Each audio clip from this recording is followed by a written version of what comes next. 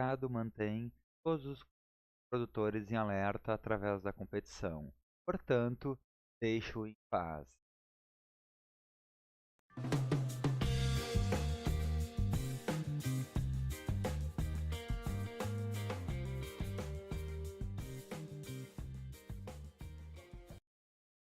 Olá, sou o professor Fabian. Sejam bem-vindos a mais uma videoaula. Na aula de hoje vamos falar do capítulo 4 de Economia Modo de Estar, do professor Chang, e Desabrochem Sem Flores. E nosso assunto hoje é a escola clássica. A ideia, então, é que a escola clássica ela surge com o advento do capitalismo, ela no final do século XVIII e início do século XIX. Ela domina o campo até o final do século XIX e tem como principais expoentes o François Quesnel na França e o Adam Smith na Escócia. E na aula de hoje nós também vamos comentar sobre o Davi Ricardo, o Jean-Baptiste Say e o Robert Malthus, que são, digamos, os grandes expoentes dessa escola de pensamento. Então, a escola clássica surge justamente no advento do capitalismo, na primeira revolução industrial, caracterizada pelo vapor, como motores a vapor, como principal mecanismo de desenvolvimento.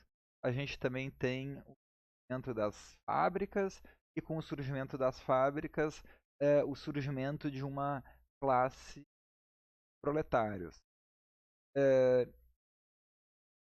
As cidades elas crescem muito, a população passa a ser cada vez mais urbana, os índices de desigualdade social eles aumentam muito também, então a gente vai ter uma classe capitalistas cada vez mais ricos, quanto que os proletários vão viver em condições degradantes e humanas. Então, do ponto de vista teórico, a gente vai pontuar para vocês alguns principais aspectos, principais teorias defendidas pelos autores clássicos. A primeira delas é que a busca do interesse próprio, interesse egoísta, o lucro, por agentes econômicos individuais, vai produzir um todo social ótimo.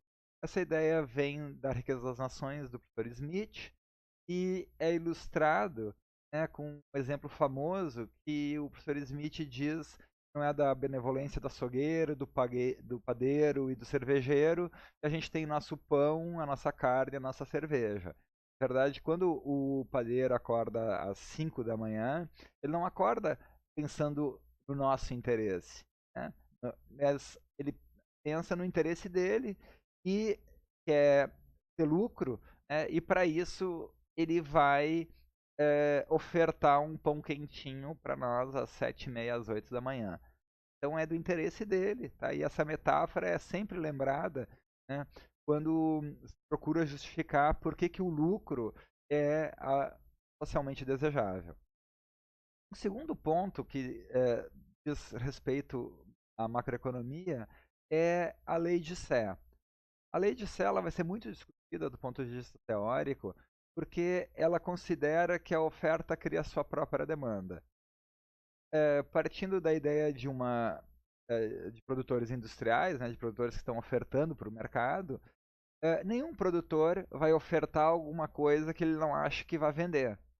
Então, a primeira coisa, os ofertantes ofertam aquilo que eles acham que vão vender, e por outro lado, tudo aquilo que é ofertado, por um lado, exige demandas por insumos por outro. Então, se uma empresa vai ofertar automóveis, por exemplo, toda vez que elas ofertam um automóvel no mercado, para a produção desse automóvel é necessário a demanda de uma série de produtos industriais, borracha, aço, vidro, etc., de maneira que esses produtos industriais, por sua vez, a borracha, o ferro, o vidro, também vão demandar outros produtos, outros serviços, de maneira que no fluxo circular da renda, tá, os recursos, a renda vai estar girando das famílias para as empresas, sem problemas, sem crise.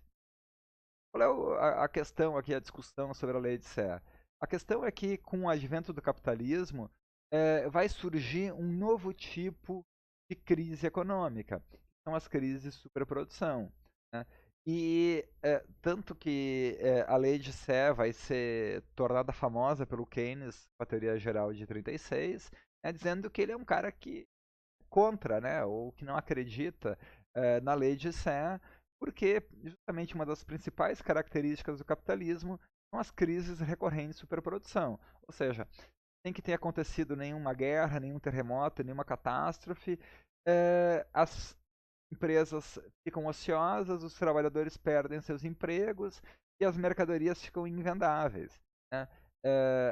Então, seja como for, né, isso Keynes vai tratar depois, né, mas do ponto de vista do Sé, eh, os mercados funcionam por eles mesmos e se ninguém atrapalhar, saber o governo, não tem nenhum tipo de crise, né, não tem crises econômicas. Um terceiro ponto aqui, né, é a teoria das vantagens comparativas do Davi Ricardo, que vai ser, digamos assim, um dos principais argumentos a favor do livre comércio e das vantagens mútuas que o livre comércio traz para os países. O exemplo do Ricardo é um exemplo matemático, a gente não vai poder explorar ele aqui, mas a ideia básica é que os países conseguem consumir mais se fizerem comércio entre si do que se produzirem todas as mercadorias dentro do mesmo país. Um outro aspecto também importante da teoria clássica é a compreensão que a sociedade, de que os fenômenos econômicos são melhor entendidos quando a gente considera o papel dos agentes econômicos através das suas classes sociais. Então, no caso aqui, a gente está comentando o modelo do Ricardo. Né? São três classes sociais: os capitalistas, os trabalhadores e os rentistas, os proprietários de terra. E o Ricardo vai fazer uma análise de cada uma dessas classes e no que elas interferem, no que elas contribuem para o desenvolvimento econômico. A conclusão dele vai ser que é do interesse da sociedade que a maior parte das rendas vá para os capitalistas. Por quê? Porque são justamente os capitalistas que fazem os investimentos, e os investimentos aumentam a oferta de bens, geram emprego, geram renda.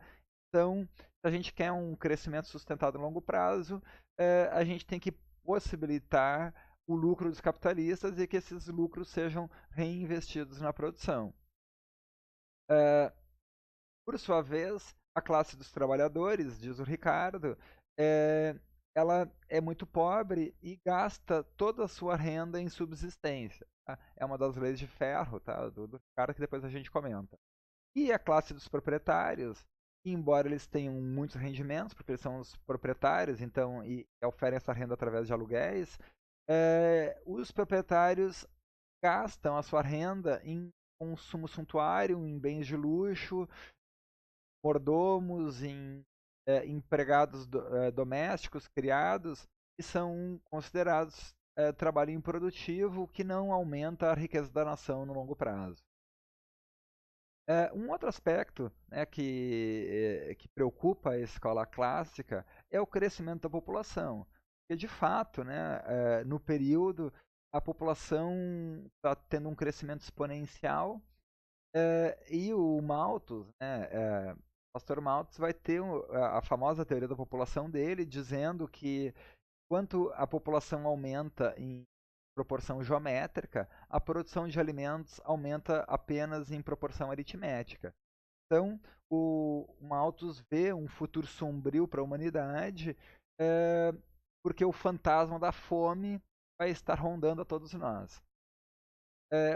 O Ricardo é mais pragmático, né? O Ricardo vai olhar o problema da população na Inglaterra, né? Que é uma ilha, e vai chegar à conclusão que o aumento da população faz com que terras menos férteis sejam utilizadas para a produção de alimentos. E, como essas terras são menos férteis, o custo de produção vai ser maior, provocando um aumento generalizado no aumento, um aumento generalizado dos salários dos trabalhadores, tá? Inibindo o lucro dos capitalistas e estagnando a economia. O que acontece? Os trabalhadores recebem salário de subsistência, né? Os salários têm o valor nominal, que é aquilo que é pago em espécie, em moeda, e tem um valor real, que é o seu poder de compra. Quando o preço dos alimentos aumenta, o salário nominal dos trabalhadores vai ter que aumentar também para poder comprar a mesma quantidade de alimentos. Então, se os alimentos ficam mais caros, os trabalhadores vão ter que receber salários maiores. Por outro lado, se os salários nominais são maiores, isso vai provocar uma pressão na taxa de lucro, né? Porque justamente os capitalistas vão ter que abrir mão de uma parte do seu lucro para pagar salários mais altos. Então, qual é a solução do Ricardo, né? A solução do Ricardo é abolir as tarifas protecionistas, promover o livre comércio, de maneira que a Inglaterra possa comprar alimentos mais baratos de países que têm terras mais férteis, e em troca ela vai se especializar na produção de produtos industriais e vai trocar com esses países, né? O exemplo histórico disso é a Argentina, e a Argentina, então, ela vai entrar, né, no comércio com a Inglaterra, produzindo trigo, né, produzindo cereal e depois produzindo carne. E a Inglaterra vai produzir bens industriais e as duas nações trocam. E a troca representa um benefício mútuo para ambos os países. Então, a análise das classes e das vantagens comparativas, né, mostram que a economia clássica ainda é relevante para entender vários dos problemas econômicos do nosso tempo. Então, a noção de classes permite a gente entender um funcionamento da economia em nível mais agregado, né, e permite entender também que os indivíduos estão condicionados às suas condições econômicas. E a teoria das vantagens comparativas mostra os benefícios do comércio livre entre os países, né, como isso pode melhorar o bem-estar das populações. Por outro lado, a escola clássica ou está ultrapassada em vários aspectos, ou ela é limitada pelo seu próprio contexto histórico, né? Então, por exemplo, essa discussão sobre a lei de Sé, né, e as crises recorrentes do capitalismo, né, que vai estourar na grande crise da depressão de 1929, vão colocar em questão esse pressuposto, né, da lei de Sé e da impossibilidade que esse pressuposto tem em tratar os principais problemas macroeconômicos do nosso tempo, que, como eu já comentei, se encontra no desemprego, fatores, um dos principais problemas, né? Também do ponto de vista da teoria microeconômica, a escola clássica tem suas limitações, né, porque ela não vai abrir, né, ela não vai desenvolver uma psicologia dos indivíduos, ela não vai desenvolver eh, uma análise mais aprofundada das firmas, né? E também um outro ponto importante é que a teoria clássica não vai enxergar alguns dos principais problemas oriundos da concorrência, da competição capitalista desenfreada que ela defende, né?